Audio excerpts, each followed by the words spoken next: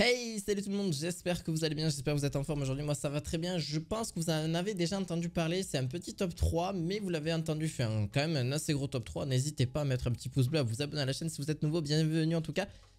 Vous l'avez vu dans le titre, je vais parler des téléphones pliables. Alors pourquoi je vais en parler? Parce que c'est vrai qu'on n'en parle pas beaucoup, c'est une technologie qui est toute récente, qui date des 5 dernières années à l'heure actuelle.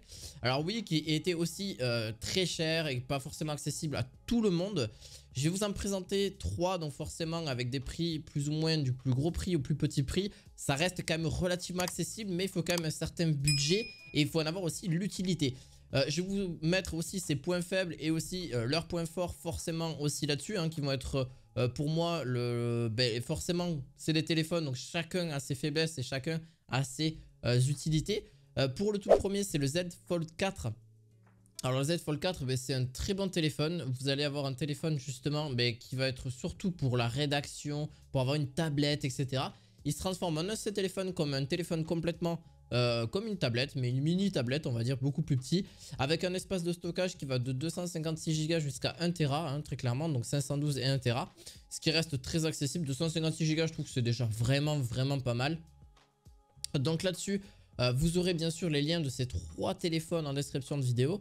C'est un téléphone pliable jusqu'à 7,6 pouces, donc ce qui reste très grand. Téléphone 5G, Android 12, forcément avec tout l'écosystème Samsung, vous connaissez bien Samsung à ce niveau-là, pour justement les montres, etc. Débloqué forcément aussi, vous inquiétez pas, vous allez pouvoir mettre tous les types d'opérateurs sans problème dessus. Il est de couleur noire par la suite. Là, je vous mets que les points positifs. Il a une photo vraiment très optique, une certification IPX8.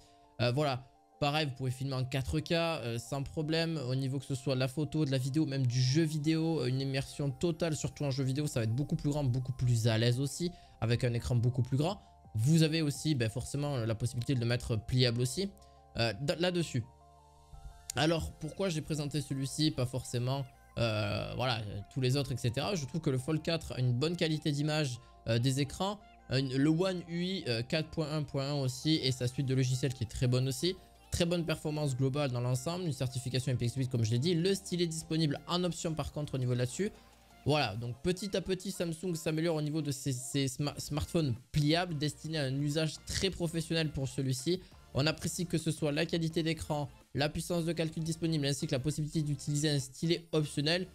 Autre point de satisfaction aussi, le conformité IPX8, la résistance au choc améliorée, l'autonomie que moi je juge très correcte et des défauts d'être vraiment, à défaut d'être excellente à ce niveau-là.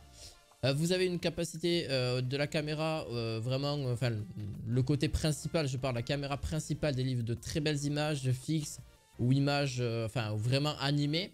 Si ce n'est par contre la caméra frontale vraiment pliable n'est pas si bonne que l'on espère. D'ailleurs pour un prix, c'est un petit peu dommage pour le prix du produit. Il faut savoir que le prix de ce téléphone est à 1799 €. Donc j'aurais moi-même un peu plus espéré vraiment un écran, enfin du moins une caméra frontale vraiment quand même bonne. Parce qu'on a tendance à prendre des selfies, on a tendance à souvent se prendre en photo, etc. Je trouve ça un petit peu dommage. Mais sinon, voilà, elle peut devenir invisible lorsqu'elle n'est pas utilisée. Par contre, ça, c'est vraiment un petit point en plus. Et ça, c'est pas négligeable là-dessus. D'ailleurs, franchement, la pliure et de l'écran reste tout de même perspectible. Sous le doigt aussi, au niveau de son point négatif. Visible dans certaines situations. Voilà, l'évolution de la technologie sera corrigée à ce niveau-là. Mais sinon, la vitesse de charge est pas forcément très rapide. Pas d'adaptateur secteur fourni non plus par la suite. Voilà, c'est vraiment les seuls points négatifs que je vous mettrai sur celui-ci. Je vais vous présenter le Huawei P50 Pocket. Alors, c'est un tout petit, mais franchement, il se plie. Alors, lui, c'est un téléphone vertical qui se plie à la verticale. Donc, vous avez une qualité de fabrication qui est vraiment remarquable. Un superbe écran, une excellente performance aussi, de très bons modules photo, une bonne autonomie. Voilà, jusque-là, on est bon. Franchement, est-ce qu'il faut l'acheter ou non? Alors, son prix a beaucoup, franchement, a beaucoup diminué parce que c'est vrai qu'il était relativement à plus de 1000 € sur certains prix. Ça dépend sur quel marketplace vous le voyez, que ce soit sur la Fnac, sur SFR, Darty, Amazon, etc. Là, vous l'avez seulement, pour vous dire, vous l'avez à 799 €. Bien sûr, le prix peut changer en fonction de quand est-ce que vous écoutez cette vidéo. Donc, il faudra faire sans la 5G pour celui-ci. Ça, c'est aussi un point négatif. 8 Go de RAM, dual SIM possible. 256 Go, de la 4G, Snapdragon 888 au niveau du processeur, triple appareil photo, enfin vous avez le 40 mégapixels, le 13 mégapixels, le 32 mégapixels, une batterie de 4000 mAh. Donc jusque là, on est bon. Vous avez, bon bah comme je vous ai dit, pas de certification d'étanchéité, enfin voilà, en tout cas pas de recharge sans fil non plus, pas de 5G, pas de service Google, pas de téléobjectif. Voilà, il a quand même, alors il a de sacrés bons points forts, mais il a aussi de sacrés bons points faibles aussi.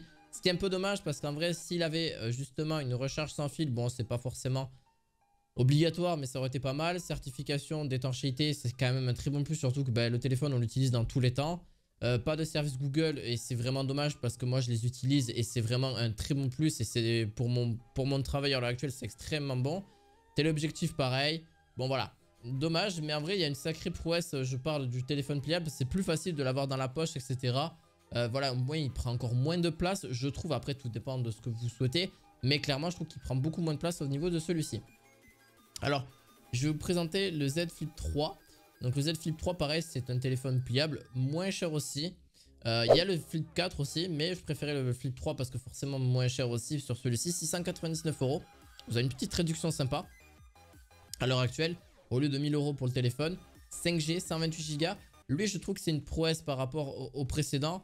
Même si bah, forcément il a ses quelques points négatifs et ses quelques points positifs aussi. Bon bah après tout dépend de votre budget, tout dépend de ce que vous recherchez. Et l'avantage de ces téléphones là c'est que au moins vous pourrez le laisser voilà. C'est l'avantage des téléphones pliables comme ça qui sont téléphones de base mais qui sont plus compacts. Et forcément ils ont une taille compacte comme je vous ai dit, comme le Pocket, le P50 Pocket de chez Huawei. Là-dessus, et bien clairement vous pourrez le mettre sur un bureau etc. Il pourra vous prendre en vidéo, en photo. Vous avez un écran à l'arrière, hein, d'ailleurs je ne l'ai pas précisé pour celui-ci. Mais vous avez un petit écran à l'arrière qui vous affiche soit votre vidéo, soit il vous affiche voilà, l'heure, le jour, la batterie, etc. Et vous pouvez prendre un selfie aussi. Donc un selfie grâce à la caméra principale, pas la caméra frontale. Donc ça, je trouve ça très bien de la part justement de chez Samsung.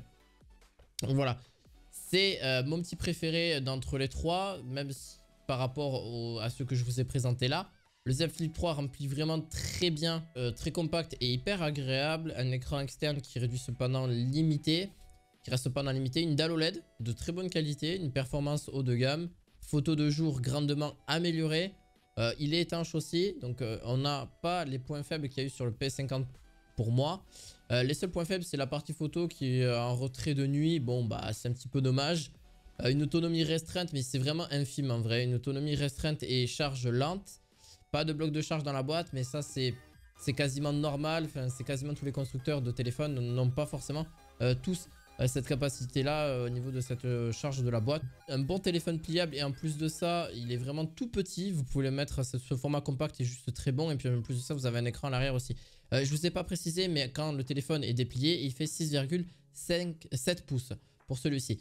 N'hésitez pas, si vous souhaitez le lien de ces trois téléphones, je vous les mettrai en description de vidéo. N'hésitez pas à mettre un petit pouce bleu, à vous abonner à la chaîne. J'espère que ça vous aura plu. On se dit à la fois prochaine pour d'autres objets high-tech. À la prochaine, ciao ciao.